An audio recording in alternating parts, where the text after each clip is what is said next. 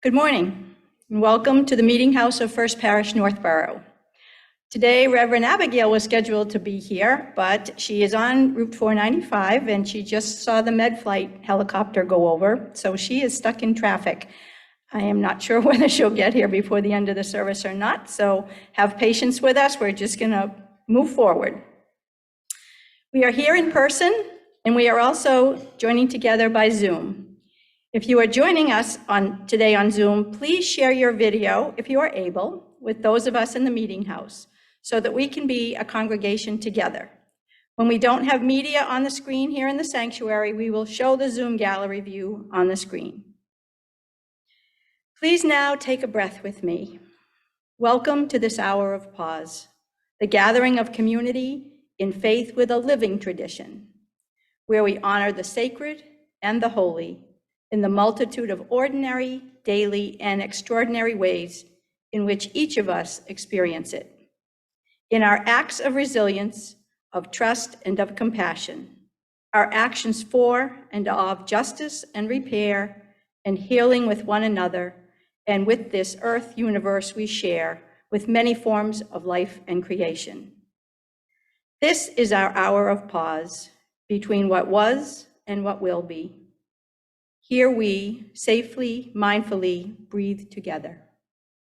Here we may bring our minds to reflect deeply. Together we acknowledge the spirit within all of us. Welcome into this place, this community. May we pause on this forming edge of the future to renew our spirits, to reflect upon where we place our faith and commit to faithful action. To remember that each is held by love, by the presence of the life itself within us. We will now sing together. I invite you to stand as you are able and turn to number 1011, Return to the Home of Your Soul. This is our call to worship.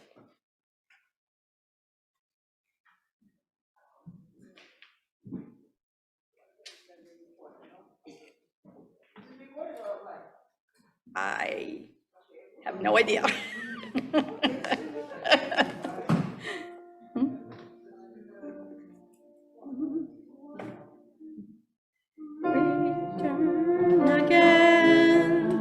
Return again, return to the home of your soul. Return again, return to the home of your soul. Return to your home, return to what you are, return to where you are, born and reborn again, return again, return to who you are, return to who you are, born and reborn again.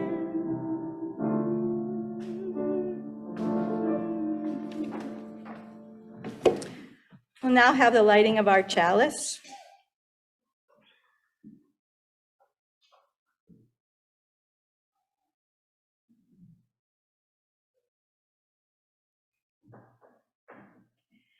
May the light of this chalice give light and warmth to our community when we are joyful and when we despair. And may we feel the warmth spread from our circle to wider and wider circles until all know they belong to the one circle of life.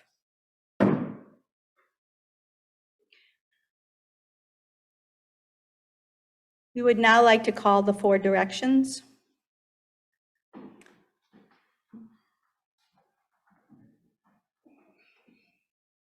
If you'd like to follow along, it's number 446 in your gray hymnal.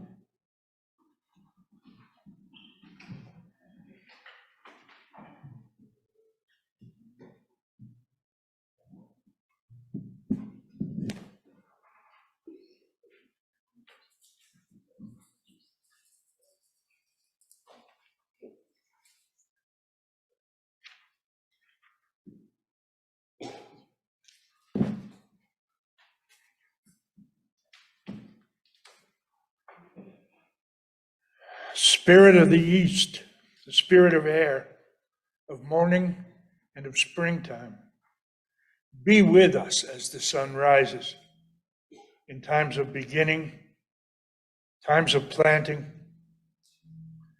Inspire us with the fresh breath of courage as we go forth into new adventures.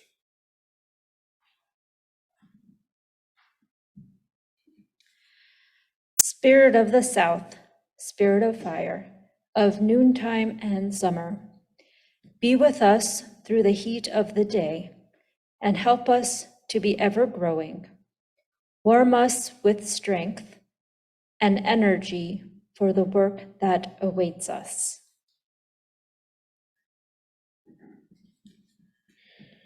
Spirit of the West, spirit of water, of evening and autumn, be with us as the sun sets and help us to enjoy a rich harvest. Flow through us with a cooling, healing quietness and bring us peace.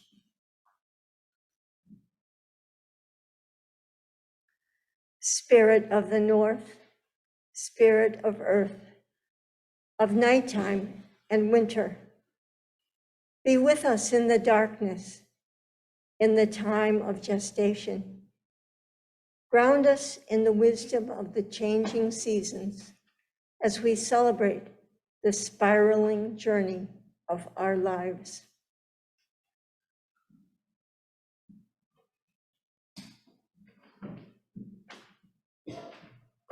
Thank you.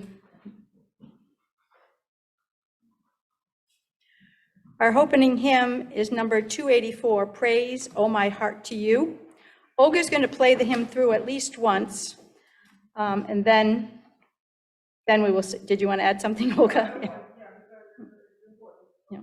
I think it's important because Reverend Abigail specifically asked me to jazz it up repeatedly, okay? So it's not boring, but something, I don't know, I'll try, okay? I'm gonna play it for you jazzed up a little bit, twice maybe, okay? And then you will.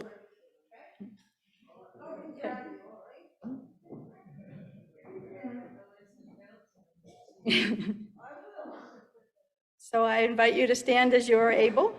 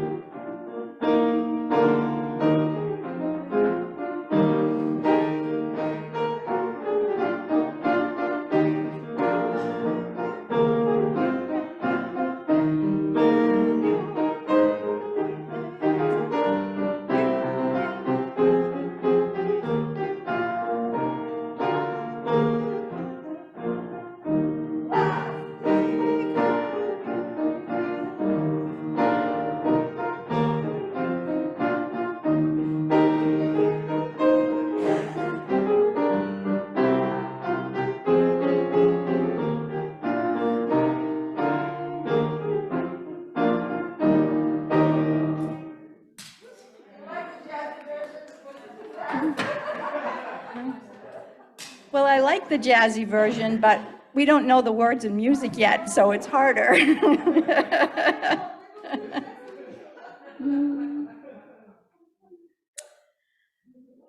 Let us enter into a time of reflection, of prayer, and meditation. Spirit of life and love, spirit of east, north, west, and south, turn our attention back give us the strength to look truly within, and also to look without at all others, not as a reflection of ourselves, but to see them as they see themselves, and also to see beyond that, to see them as they are in the eyes of the beloved. Each of us comes to this service with something on our hearts and minds, or even with an emptiness that yearns to be filled. Maybe we came just to relish a pause, a space apart, to breathe deeply. Maybe to lobby for actions that will quell our fears, so we need not walk through those fires. Perhaps you are grieving with your heart and your body, knowing not this new state of being, discomforted. Or we have come to hear our hearts beat, to herd our multiple thoughts and ideas into a corral where they can be reviewed, ridden, and observed. Perhaps we have arrived here yearning to discover we are not alone, we are not unloved, that as the ancient poet Kabir wrote, we are all struggling, none of us has gone far. It is, O Spirit of life, good to know we are not alone as we fear. It is, Spirit of the East, West, North, and South, of immeasurable comfort, to know your guideposts and to seek your generations of wisdom. Listen now, in the coming moment of silence, to the rhythms of your own heart. If need be, place your fingers in your ears so that, like the sound of the sea in a seashell, you can hear your own heartbeat. Or place your fingers on your wrist, just below where your thumb is, to feel the rhythm of your heart. Each of us has a rhythm. Let us rest for a moment, breathing with our own heartbeat, returning what is natural within us, turning and returning to the rhythm that is ours as we begin this new week.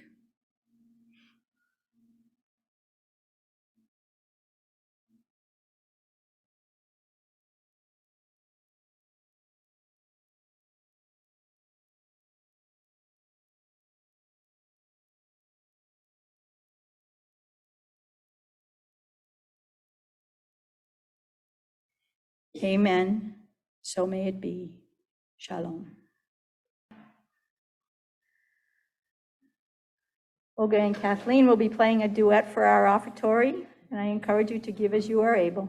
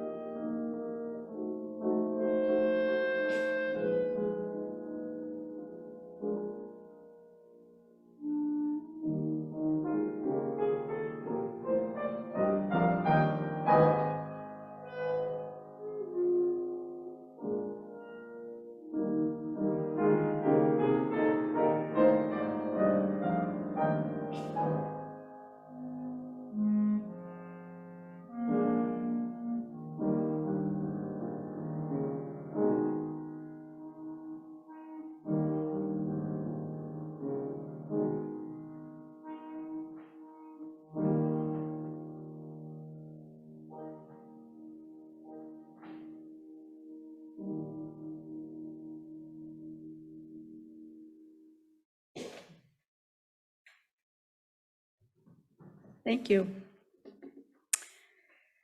So right now it's time for the sermon, and Reverend Abigail still isn't here, but Kathleen had the suggestion that maybe we have a congregational discussion about the fall equinox, and spiritually and emotionally, how does the growing darkness affect you, and what does it bring to your soul and your spirituality?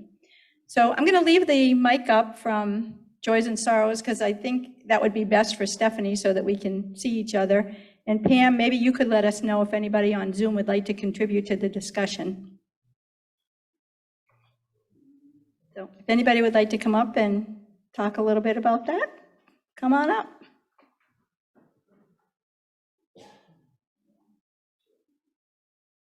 First off, I'd like to say this has been stressful for Anne.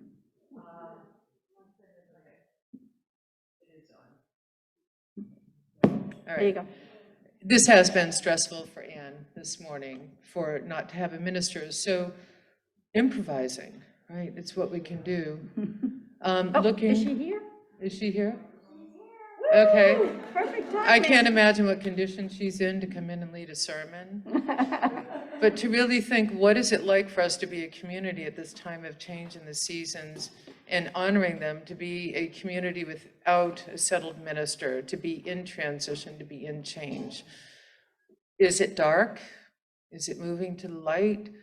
And it may be for anybody that's moved to come up and speak to that, and that maybe would give her some space to just be in this place after being on 495. So perhaps we'd like to hear from our president. I'll speak a little bit too. I happen to be one of those people that loves the growing darkness. It just lets me just come into myself and wrap myself. I love when it gets dark early and I can just snuggle in with a book and the fire. And I love this time of year. I love the crispness of the air. And although right now I'm freezing because my pellet stove is not working, so I've been wearing a jacket inside. But I just love this time of year. It refreshes my spirit after the long, hot summer we have had especially.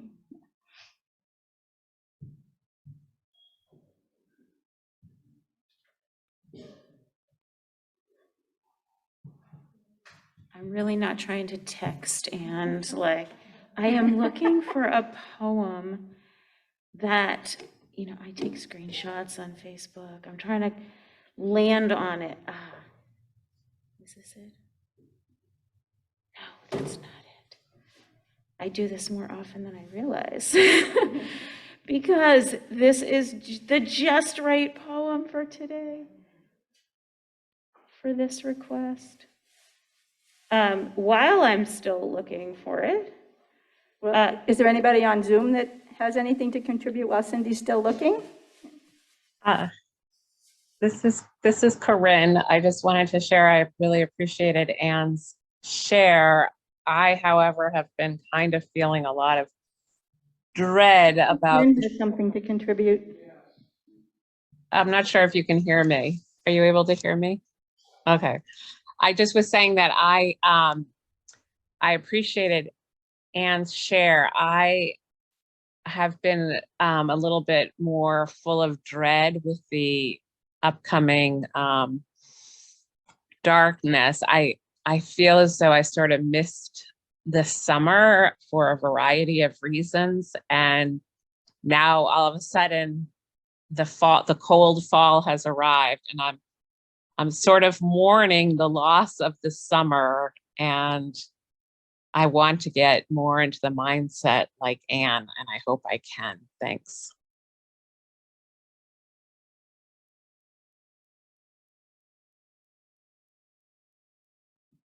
Is it on? Oh, okay, it's on. I found it. Can you hear me? Yeah. Okay, great. So I was thinking, coming into the fall is generally really hard for me, and I realized Zachary and I were just sort of like hanging out yesterday and felt lazy, and the weather sort of encouraged lazy. And it wasn't until later in the day that I was like, oh right, fall is coming. This is like a shift. But as you know, I shared a couple weeks ago different people I love are in different places dealing with grief. And I think this season is a season of loss, even though it's a promise of rebirth and new things. But this poem is by Rosemary Watola Tromer, or Tromer, not sure. And it's called Watching My Friend Pretend Her Heart Isn't Breaking.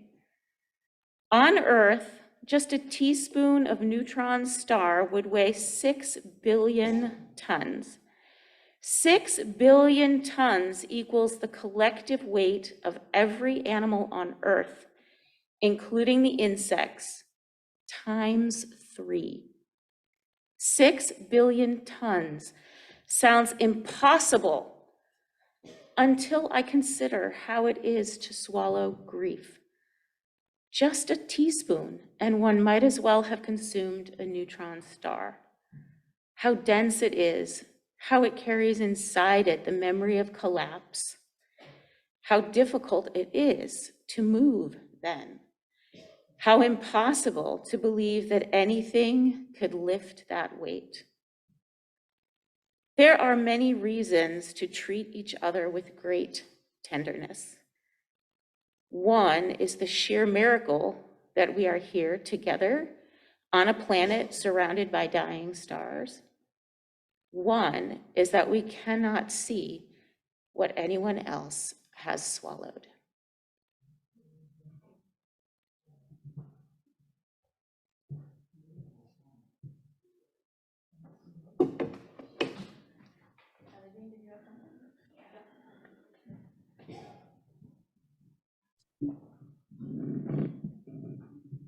Okay, hello everyone. So I will share a little bit from my culture about the changing of the seasons.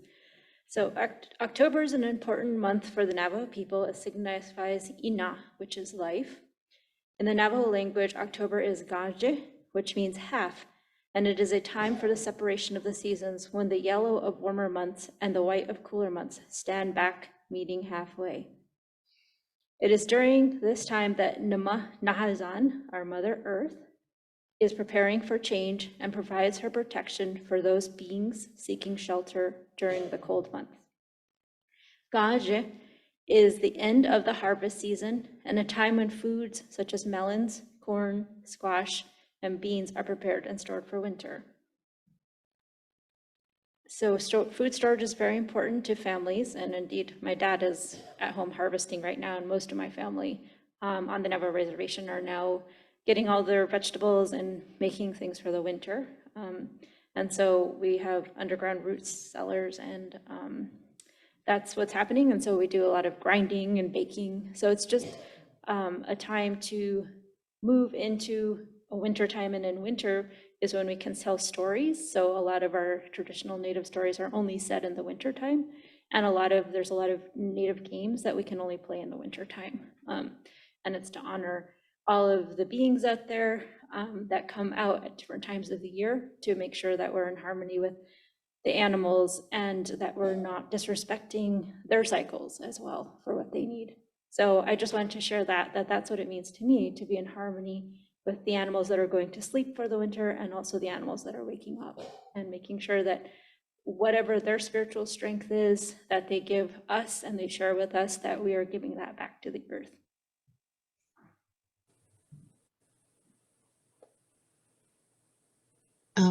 We have Dot on Zoom who has something to share.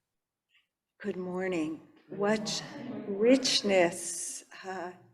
Was wonderful to hear that poem again, and wonderful to have shared with us part of your culture's response to the seasonal changes. I would like to invite you all. I think you probably heard why I'm late. There was an accident on the highway, and it involved a medevac helicopter, and they simply stopped everybody from moving for the half an hour, 45 minutes it took. So for a moment, I'd like to just invite everybody here in the room and on Zoom just to breathe with me, please.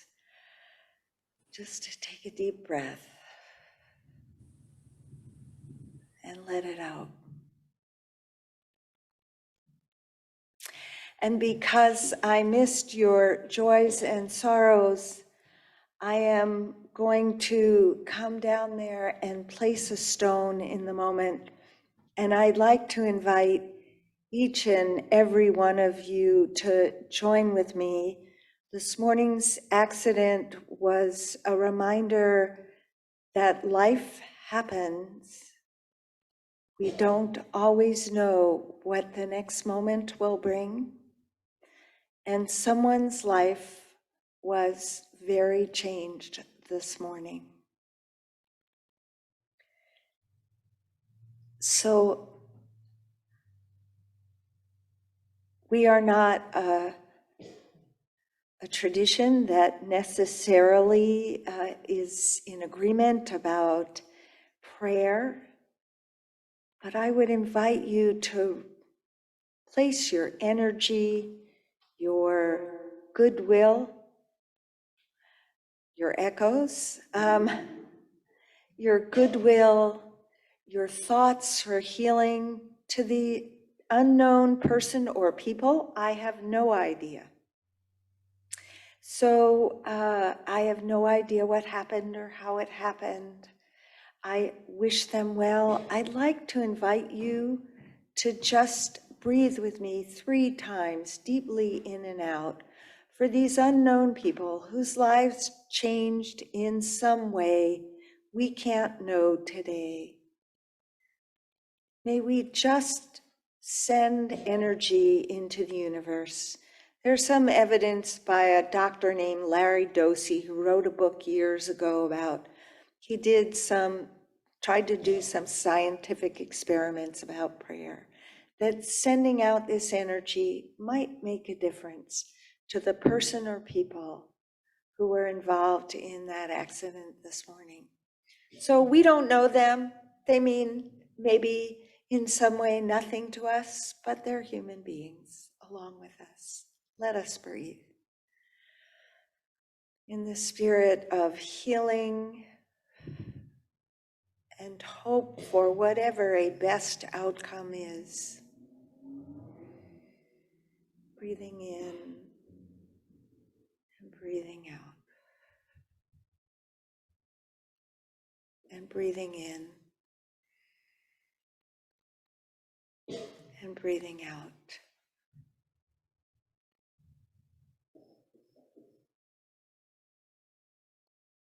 In the spirit of honoring the inherent worth and dignity of all people, thank you for joining with me in that.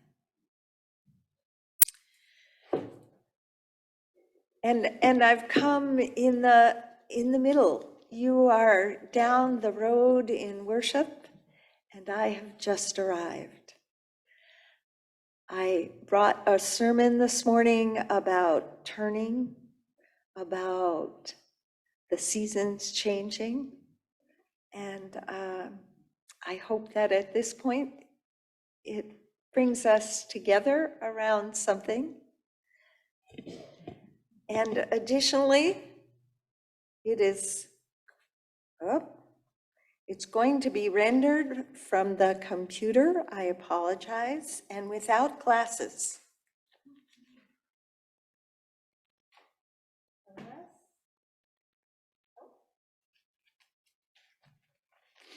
And without glasses. We will be grateful for large font.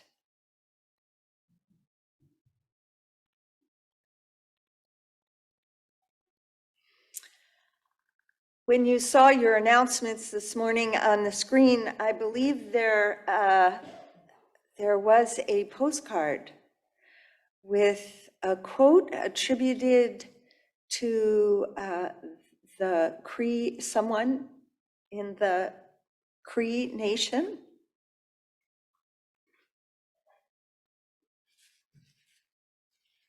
someone anonymous, and it said, only when the last tree has died and the last river has been poisoned and the last fish has been caught, will we realize that we cannot eat money.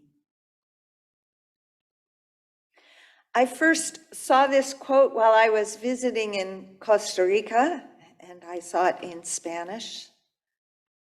And I purchased the postcard because at the time I was taken both with the cleverness and the poetic language, and of course with the point that human thoughtlessness and human greed are depleting our common resources. When I returned home, I placed that postcard prominently in the front of my refrigerator, the source of all things that we do in this culture, so that I could be reminded daily of its message. And I hoped become a better person, a more thoughtful person about how I used resources and my impact on the environment.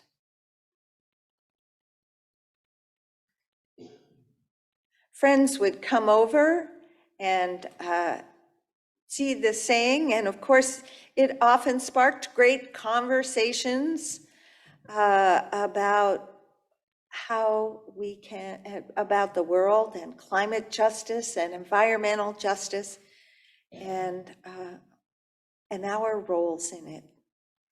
But over time, I began to find that the effect of this postcard on the front of my refrigerator was not that I was becoming more attuned to my effects on climate and environment, but rather that I began to feel more and more shamed and guilty.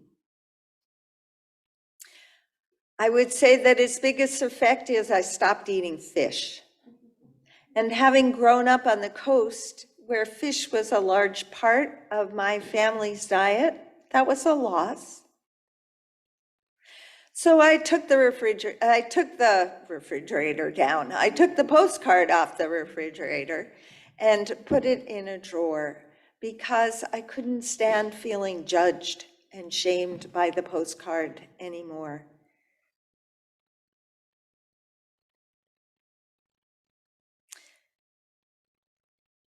Seeing it began to remind me of all the ways in which my life contributed to the killing of trees, to the poisoning of rivers, and to the depleting of fish in the ocean. And I ask myself too often those kinds of guilty, self-shaming questions. Oh, I'm doing this wrong. If only I could do it differently. And I would look at the refrigerator and I would see Hydro-Quebec, the provider of electricity where I am. And by the way, not only to Vermont, but to New York and Massachusetts. And I would remember that the dammed rivers, which had previously been a primary food source and cultural touchstone for First Nation communities around the St. Lawrence River, were no longer had access to that because of the dams that were built to provide us electricity. According to Amy Norman, an Inuk and Labrador land protector, virtually every megadam in what's currently known as Canada is within 100 kilometers, that's about 62 miles, of an Indigenous community. So no matter where this hydropower is coming from, it is disproportionately impacting Indigenous people. So not only did the postcard have its impact on me, but then it would remind me that the refrigerator on which it was sitting, which was using electricity, which was powered, gaining its power from the oppression, if you will, of the people who were first on the land where that water and electricity was coming from.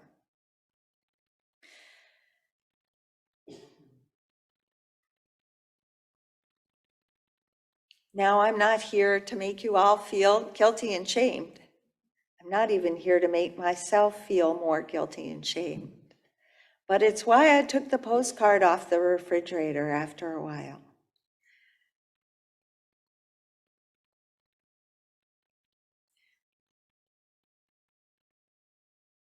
Because it began to get me into what I would call stinking thinking. It would go into circles of guilt and shame, and it didn't do anything to change the environment. It didn't do anything to help create justice for the First Nation communities that are in the area of the St. Lawrence River. But it did help me to begin to see something else slowly and in a different way over time.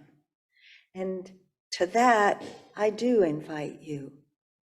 It helped me to understand greed a little bit differently. And my individual participation in it, in a system, in a cultural system that, for the most part, most of us can't opt out of. We're used to having electricity, we're used to having fresh water, we're used to having wastewater systems, we're used to having all sorts of things, roads, cars. We know there are limitations a bit, or we think we do right now. We know that harm has been caused as a result of our using these things. But we also often forget that the people who designed and developed them did not necessarily foresee that they would also be harmful, or the ways in which they would cause harm, which is not to say that all the people who eventually made sure that we all had them and the system that privileges some communities over others isn't intentional in what it does. But it is to say that not everyone foresaw that. And here we are, and we're stuck in the middle of it. I still have a refrigerator. Well, I hope to have a refrigerator when Lowe's delivers it next week. And we all use them.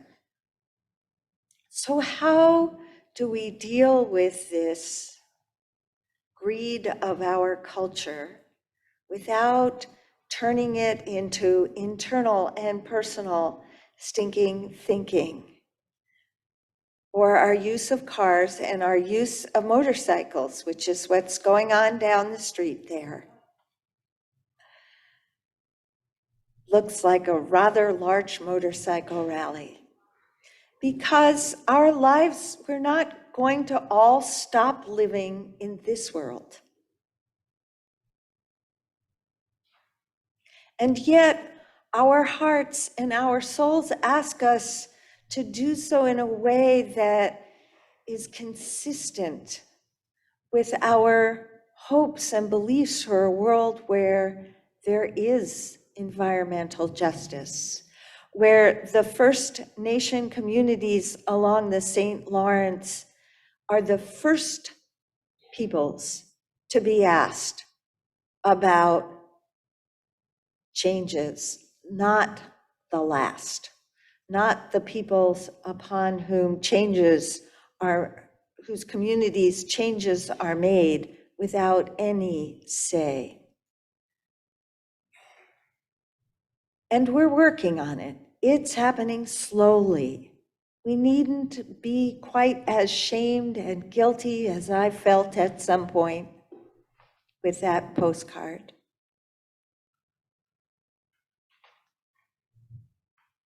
I used to think that greed was a simple choice.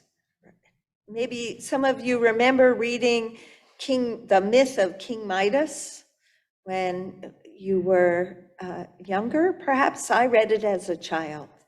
King Midas was a Greek king. He was a very wealthy king.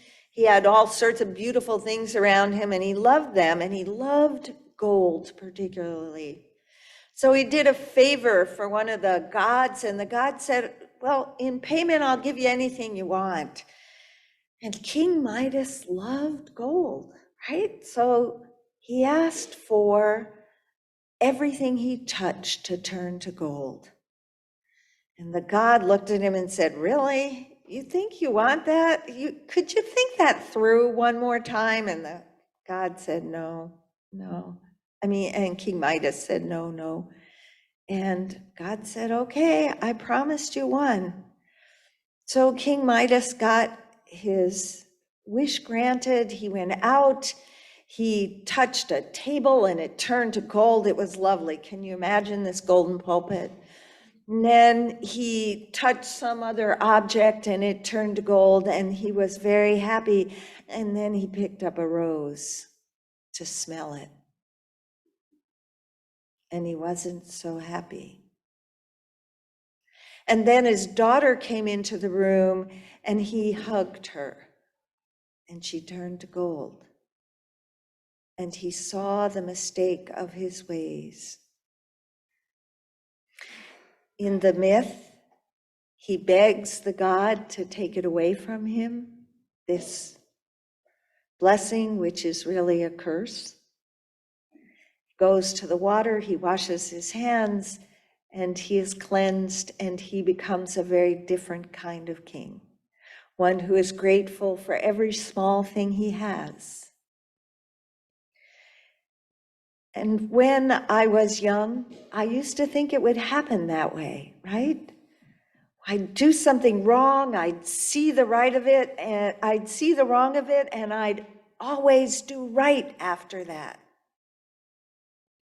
Like the stories about Jesus and the tax collector, I'd follow the right way and not the greedy way. But it's not so simple in our adult lives. We have refrigerators, they use electricity. The electricity comes from somewhere and it's harming people. So what do we do with that? How do we live with ourselves? How do we live with our principles? And how do we continue to work to make the world a better place and not completely disrupt life? For me, those are real religious questions I grapple with daily. I hope you grapple with them some. The way of many of all three of the monotheistic religions is to provide a time for reflection, deep reflection, that includes some atonement, some time of recognizing that we participate in things that are not good, dare I say evil, at times. And there's nothing we can do. It's being human. It's not even choices we always can make. We were born into cultures that are in the middle of going on.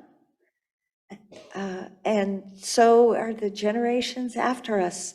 We all do a little something to make it better. And that's no small thing. That is no small thing, the little things we do. So I miss eating fish a lot. I do occasionally eat it. I'm careful about where it comes from. I don't know if that makes a difference.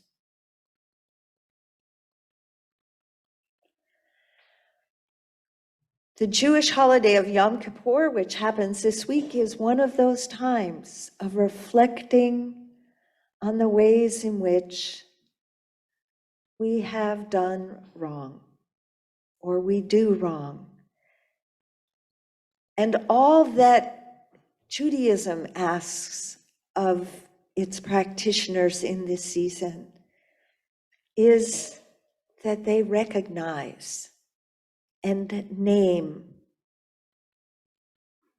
and say aloud what it is that has been done wrong. And if it involves another person, it's a one-on-one relational piece. Judaism invites its practitioners to go ahead and apologize to those individuals. Perhaps we can't apologize to some individuals, but what might it look like if you as a congregation, and this is not a suggestion for you to do particularly, it just arises out of this, my connection to that saying and my refrigerator. What if this congregation wrote a letter of apology or acknowledgement of the ways in which the electricity that might be used here, I don't know where in Massachusetts Hydro-Quebec is, your recipients of Hydro-Quebec electricity, wrote a letter of acknowledgement that your use of electricity in these lights, in this microphone, has impacted communities we know nothing about, and human beings whose lives we maybe can't even imagine. I wonder what would happen. That's what times of atonement invite us into, not the shame and guilt that I felt in front of my refrigerator as one person. If it goes nowhere, that shame and guilt are not useful. They become useful when they inspire action and connection. So this time of year where we turn, where the seasons turn, and we turn to look forward, we must also turn to look back and reflect on what hasn't worked as much as on what has, because that will affect the way we look forward and the way we choose what might work well going forward and be a little bit different than the way it was in the past.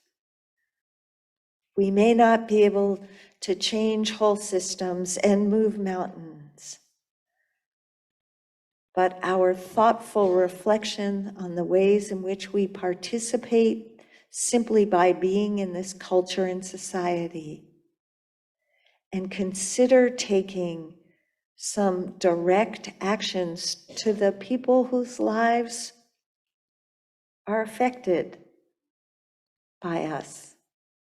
I just wonder what it would be like, what a difference could be made in connecting. Amen. I thank you.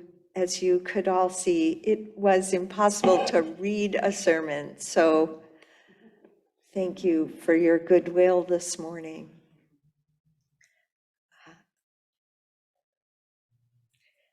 Anne, I am going to invite you to come back because without my eyes, I have it in print here,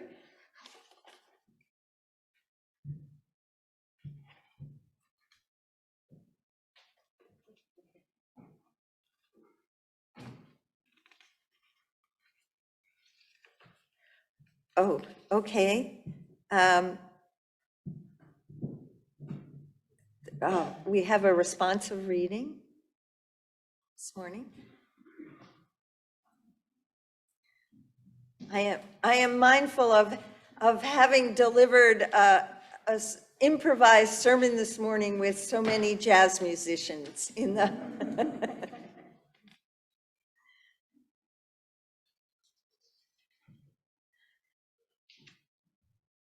We are doing the responsive reading, number 634. And what I'd like to do is I'm gonna invite all of you to read the first line. And everyone on Zoom, can we give people voice on Zoom? Oh, we can't.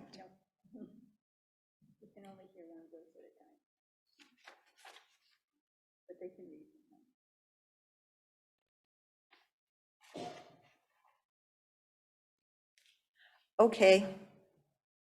I've just been told we can't do that. So Ann and I will read the beginning ones, and you all may read the second ones, which I believe are in a different color. Now is the time for turning.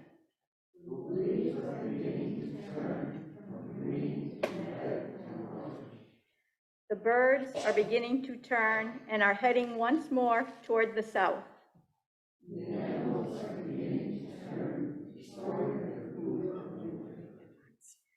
For leaves, birds, and animals, turning comes instinctively.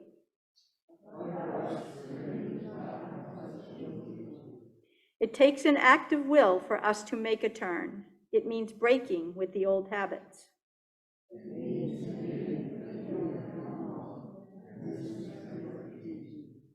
It means losing face. It means starting all over again. And this is always painful. It means recognizing that we have the ability to change. These things are hard to do.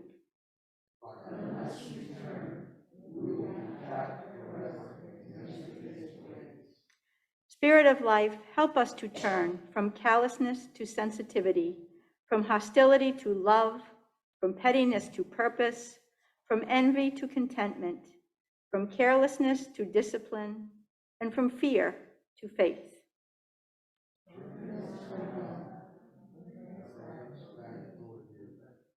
Revive our lives as at the beginning.